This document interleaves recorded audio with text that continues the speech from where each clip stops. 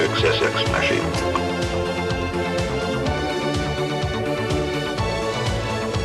Welcome to this week's version of PC Voyage. I'm Rainey Laviolette. And I'm Andrew Doty.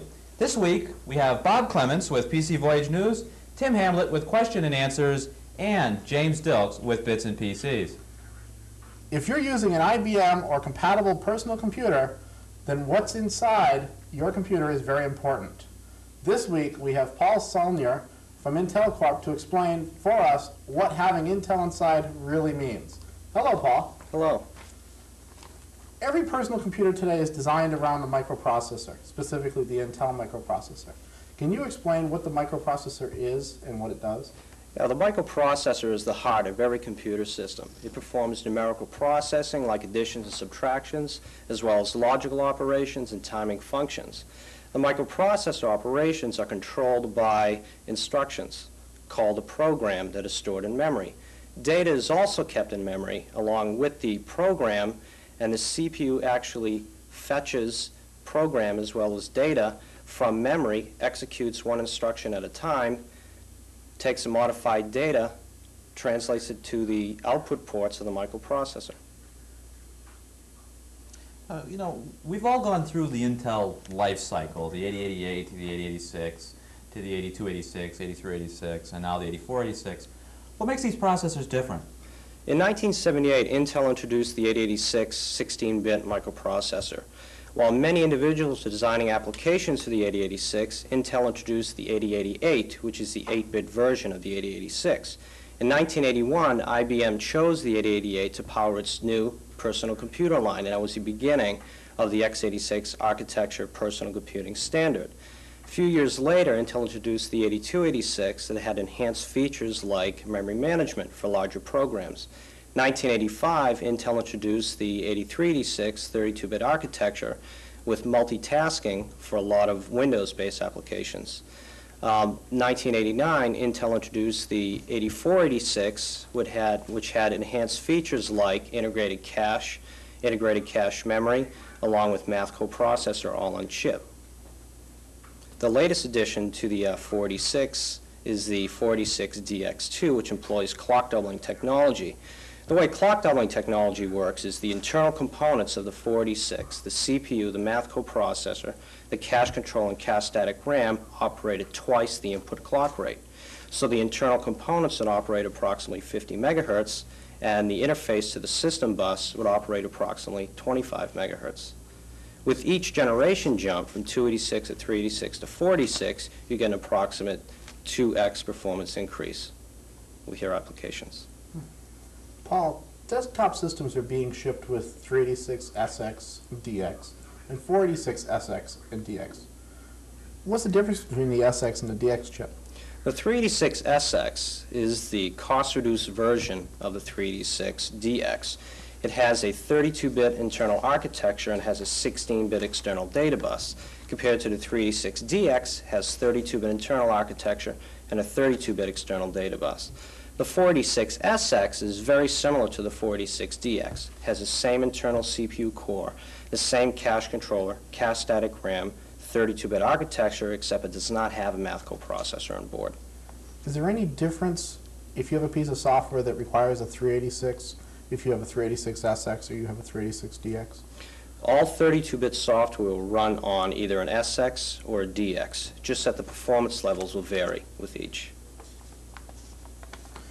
All your latest print and television advertising talk about a vacancy, and this week's PC Week, they finally filled the vacancy. What exactly fills the vacancy? Actually, it's a new upgrade processor product line by Intel called Overdrive. The Overdrive is a simple single-chip performance booster for 486-based machines. The user will visibly see performance increase for his DOS, Windows, OS/2, and Unix applications just by plugging in the Overdrive CPU. The Overdrive CPUs that are available today are for virtually all 486SX systems. The future Overdrives of 486DX systems will be introduced before the end of this year. What does the Overdrive buzzword really describe? Actually, it describes a performance boost that you get from the original system.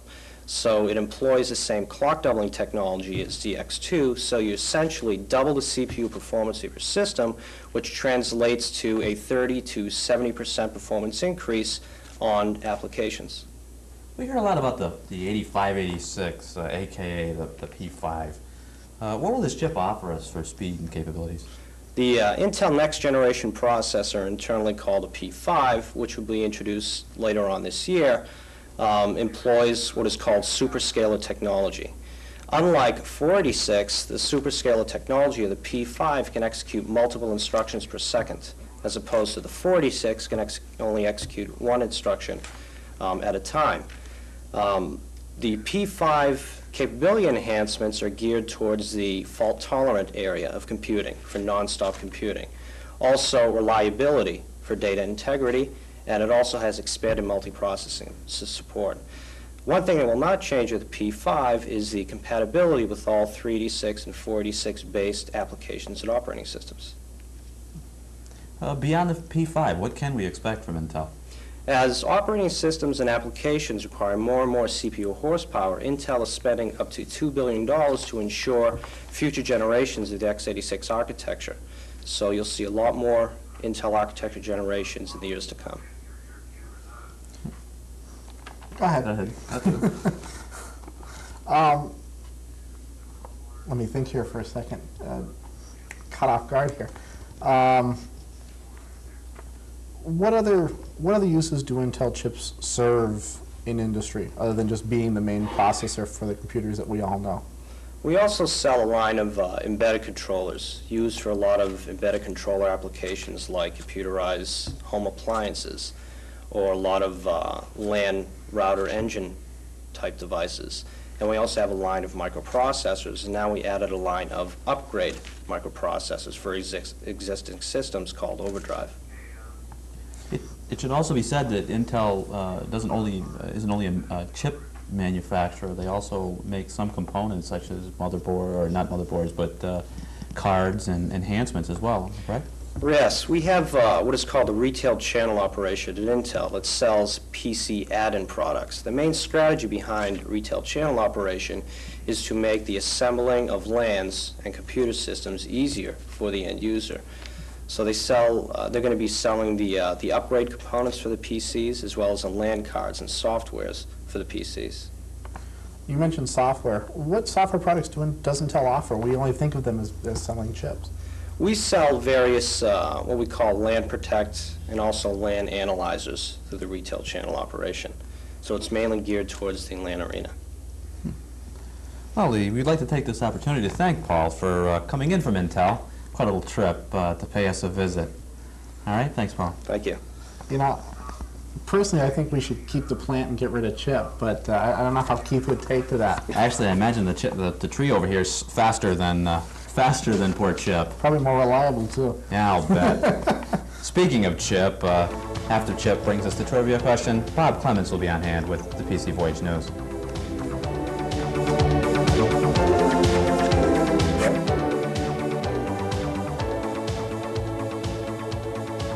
Here are this week's computer trivia questions. Number 1, how many bits are in a nibble? And number 2, what is firmware?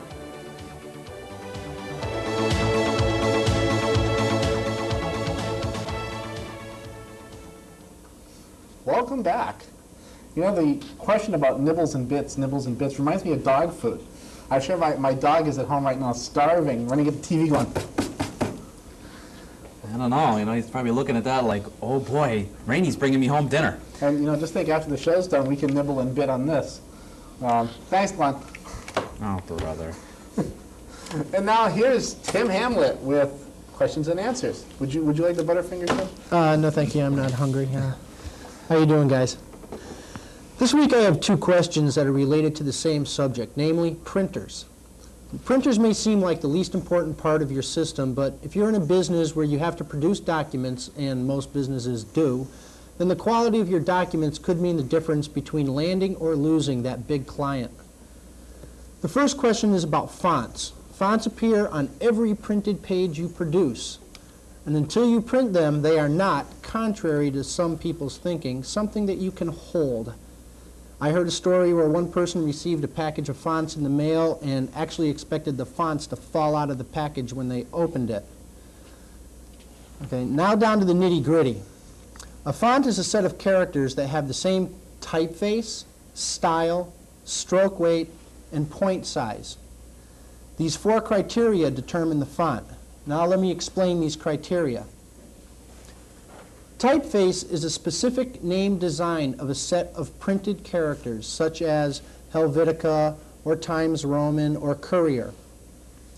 The style is either plain, or bold-faced, or italic.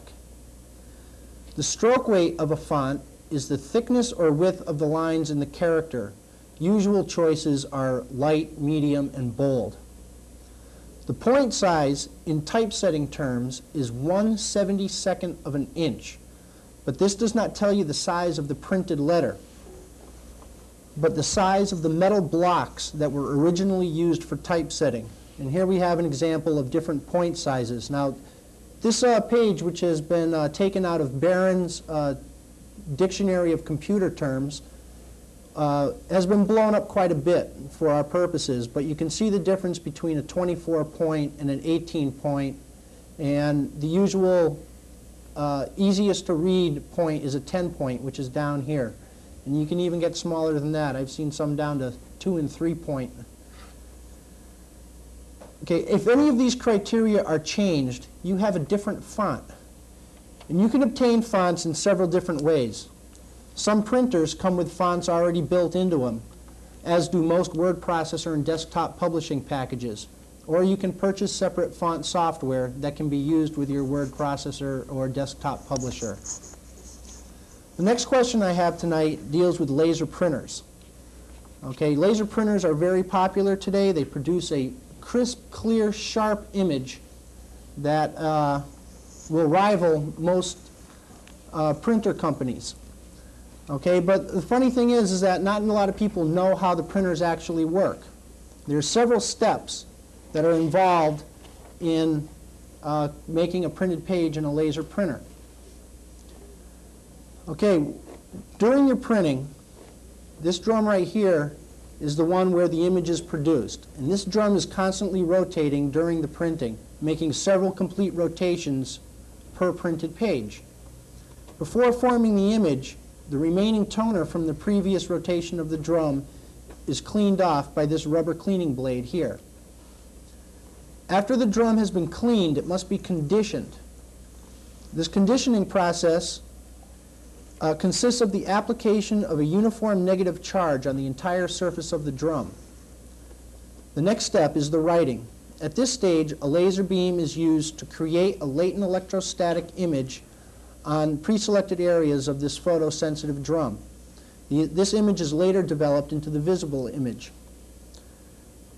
At the developing station, the latent electrostatic charge causes toner to be attracted or repelled from the charged areas of the drum. And this forms a visible toner image on the drum here. The next step is transferring. At the transferring station, a positive charge is applied to the back of the paper and causes the negatively charged toner on the drum's surface to be attracted to the page. This forms a visible toner image on the page. But before the paper reaches the final stage here called fusion, the toner is held onto the paper simply by a weak electrostatic attraction and a slight physical attraction. At the fusing station, the toner is melted and fused into the paper by heat and pressure to produce the permanent, clear, crisp image that you see when you get your printed page out of your laser printer. And that's basically, in a nutshell, how laser printers work. I was impressed. Thanks, Tim. Thanks, Tim. You said a physical attraction, as long as it's not a fatal attraction. Remember, we will be giving away a copy of Microsoft Windows, PC Tools, X3 Gold, and a Prodigy sign-up kit to a lucky person who sends us in a question to be answered on the air. Whether or not we use it. Right. Next up, Jim Dilks with Bits and PCs. Very cool.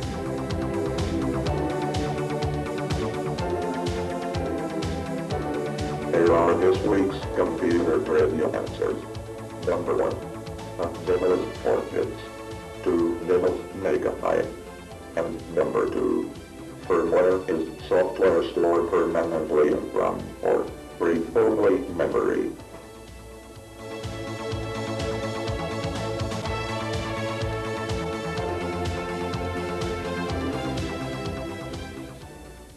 Welcome back. Tim forgot to mention this, but he wanted to thank MEI Micro for giving him the information about the laser printers.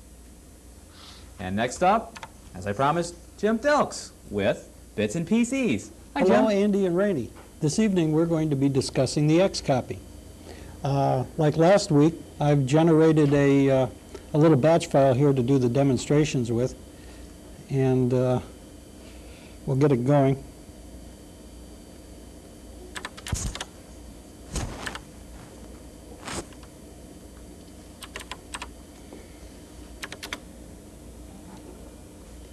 Okay.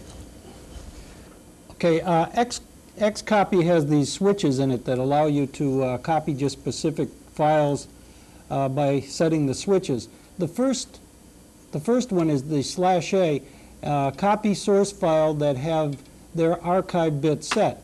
The archive bit is a bit that's set when you work on the file, like doing an update on it on a word processor or something like that.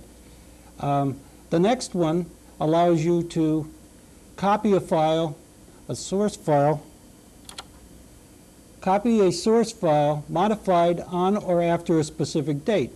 Now, how that operates is if you've done some updating on your files during the day, only those specific files with that date will be copied. Okay, the eCopy. The eCopy is used to copy a subdirectory even if it's empty. This has to be used in conjunction with this last command on the screen, which is the scopy, or the /s, which copies a subdirectory low level, and it says the subdirectory unless it is empty. And if this switch is set at this time, it will also copy the empty subdirectories. The M command modifies switch after copying. This resets the archive bit, so that if you use that after you've done your copy, it will reset the archive bit so that it won't copy that file again. The prompt command, it lets you move a file over by a prompt, and it will set up a yes or no on the screen and allow you to specify which one you want to use. Okay. The verify command, this verifies each and every file that goes over to make sure that what you've copied over is what was on the source, is what's on the target. Okay, causes it to wait. The /W command will cause the, upon the startup of the X-Copy, will cause the X-Copy to wait for you to continue on. The /M command is after it turns off the archive, okay, on the source file. We've already covered that one. Okay, what I'm going to do here is we're going to copy some files. And what I've done is I've set the switch here to pause and ask me whether or not I want to copy a file. And then we're also going to verify each copy. Okay, we'll say yes on this one, and no on the next one. Yes. And yes. And no. No, no. Yes. No, no, yes. And, okay, we've only had 5 files in this directory. Now we'll take a directory of the file that I've transferred them to, or the subdirectory, and it shows that we've copied these 5 files here. And that's it for this evening. Great job, Jim. Thanks, Jim. You did a real good job. Yeah, he did. You know, Not many people use that command, though. It's not a very popularly used. he had me confused there for a second when he was talking about the E-copy and the S-copy, but after all, I feel he was talking about the switches at the end of it. Yeah, yeah. Next up, Bob Clements will be here with PC Voyage News. Very good. If you have any questions for Tim, or if you have any comments about the show, please write to us. Our address is PC Voyage, P.O. Box 6295, Holyoke, Massachusetts, 01041.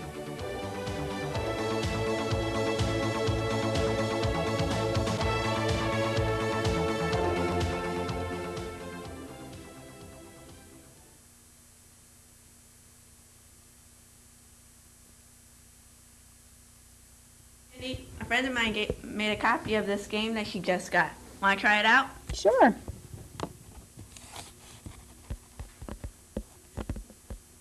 Hey, it's not working. Oh, I feel sick.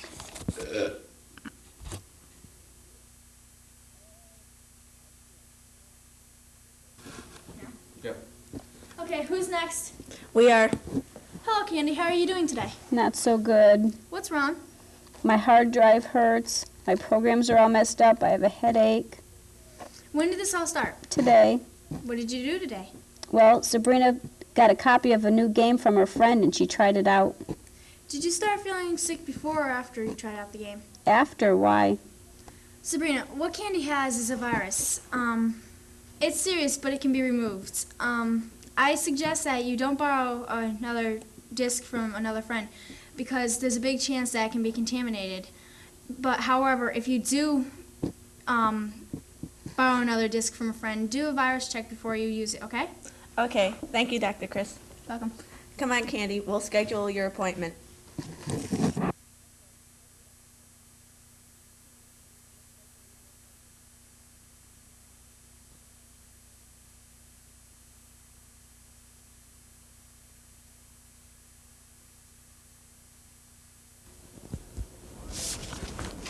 You know, people really don't realize what goes on between the breaks around here. It turns into an absolute zoo. It's amazing.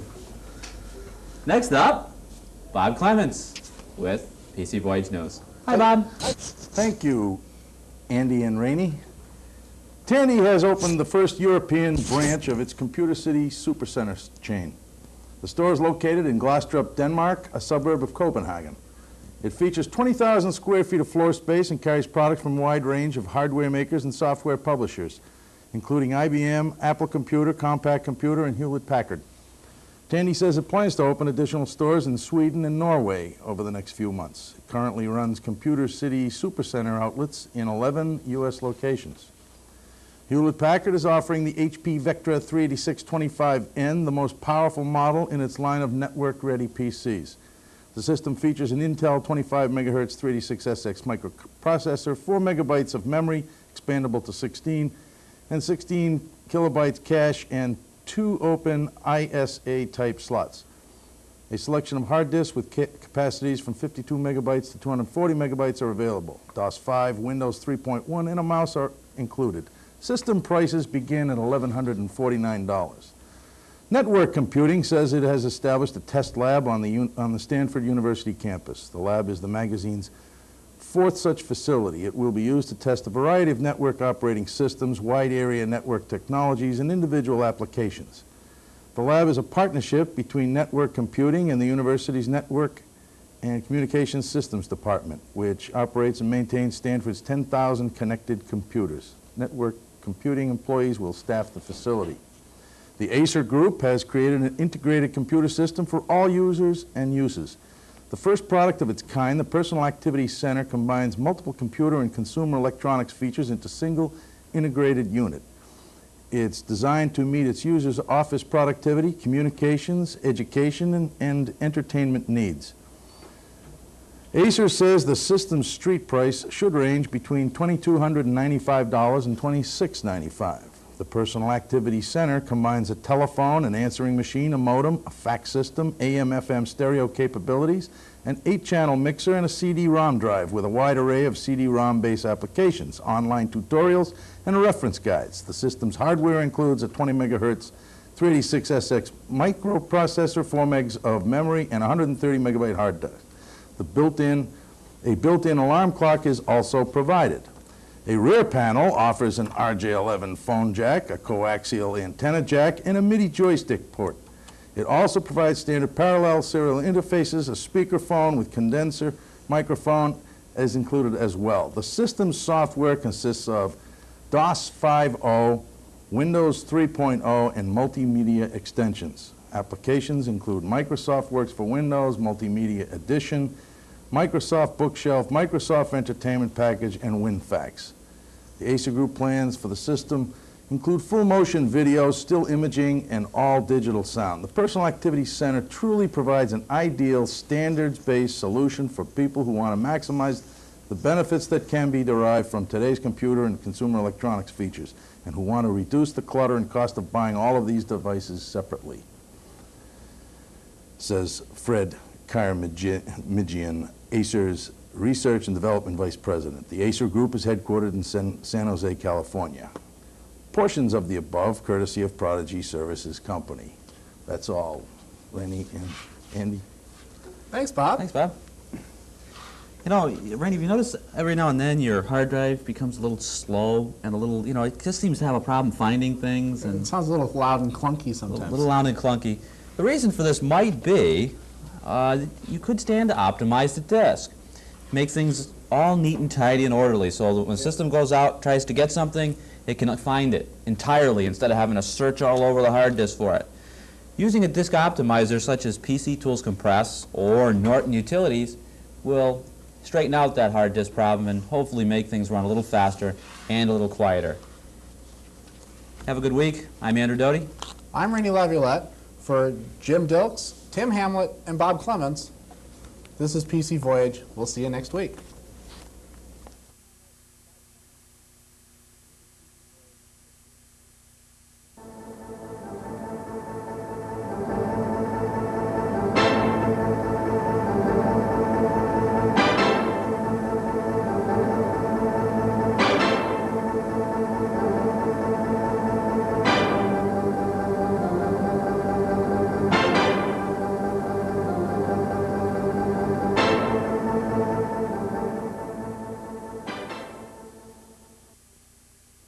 Say it's about $750, wouldn't you?